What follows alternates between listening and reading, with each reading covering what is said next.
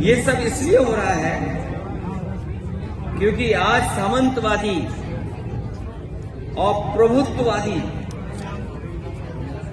उनको पता है कि उनकी सरकार है और अगर इस तरह का काम करेंगे तो उन पर कोई कार्रवाई नहीं होगी।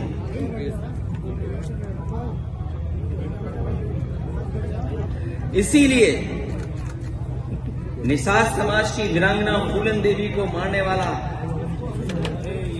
और किस तरह बोलने वाले लोग वहां शामिल हो, किस तरह ब्रॉडकास्ट किया जा रहा है आज के समय पर।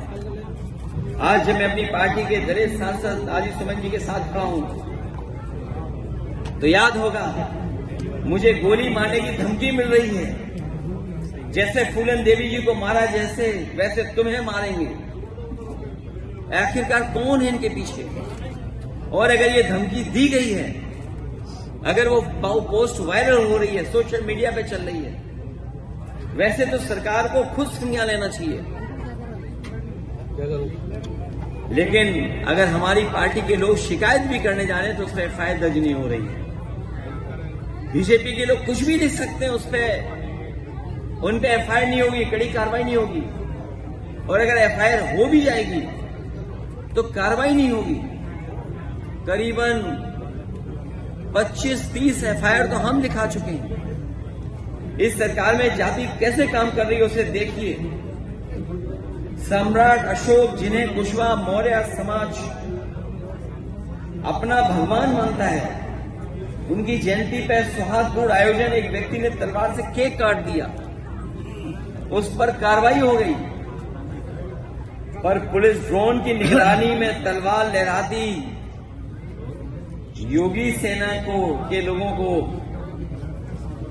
पूरे सम्मान के साथ कोई कार्रवाई नहीं हुई हो। अगर कहीं कोई कार्रवाई हुई हो तो बताइए आप। वाली पार्टी बाबा साहब भीमराव अम्बेडकर जी का संविधान को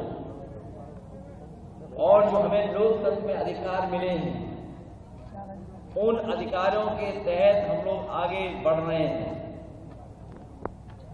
और हमें पूरा भरोसा है अपने संविधान पर और कानून पर। जिन्होंने तलवारें लहराई, जिन्होंने सुना है कि बहुत सी तैयारी के साथ कुछ रख करके लाए थे, और जिन्होंने गालियां दी हैं जो आज भी सोशल मीडिया पे चल रही हैं, उनके खिलाफ कार्रवाई होगी। हम लोग कानून मानने वाले लोग हैं। बीजेपी कानून मानने वाली नहीं है। बीजेपी अधिकारों को छीनने वाली है, संविधान पे चलने वाली नहीं है। राणा सांगा बाबर की लड़ाई का अंत आज हम माने की आग्रह से हो चुका है। समाजवादी पार्टी दलित विरोधी हॉस्पिटलों के नाम राणा सांगा वर्सेस बाबर की इस लड़ाई का अंत समाजवादी पार्टी यहाँ से कर दे रही है। आज देखिए, मोटा मोटा इतिहास में जाना चाहिए। राजपाट आए चले गए, कभी किसी का राज था, मुगलों ने राज कर दिया, फिर मुगलों का राज चला गया, अंग्रेजों ने राज कर दिया, फिर हम सब हिंदुस्तानी मिलकर के अंग्रेजों को हटा दिया, अब फिर हम सब लोगों को मिलकर के भारतीय जनता पार्टी बना। योगी जी आगरा हाईकोर्ट के द्वारा बताया गया कि अंबेडकर हॉस्पिटल का नाम बदल दिया गया था, वो दलित की राजनीति कर रहे हैं, क्या कहेंगे इसके ऊपर?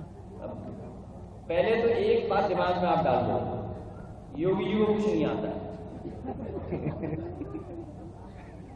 आपको याद है उन्होंने सदन में कहा था 46 में 56, याद है आपको? 46 में 56। वो जीरो को जानते नहीं, जीरो क्या होता है। वो अंडा और जीरो को जानते नहीं है। और अगर संविधान को जाना होता है तो क्या वो डंडे की बात करते हैं? क्या वो डंडे की बात करेंगे?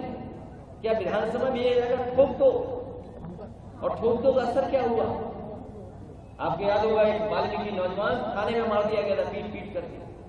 आजमगढ़ में एक दलित, उसको इतना मारा, और देखिए पुलिस को बचने के लिए, अपने आप को बचाने के लिए कहा कि उसने फांसी लगा दी। और फांसी किससे दिखाई पुलिस ने? नाड़े से और पत्ती रस्सी से। अभी एक उपाध्याय, गरीब ब्राह्मण, बस्ती में पीट करके मार दिया गया थाने में। तो ये ठोको नीति का असर नहीं है। सच्चाई ये है ये दिल्ली और लखनऊ की लड़ाई में भोले भाले लोग तलवारें लेकर के निकले। अखिलेश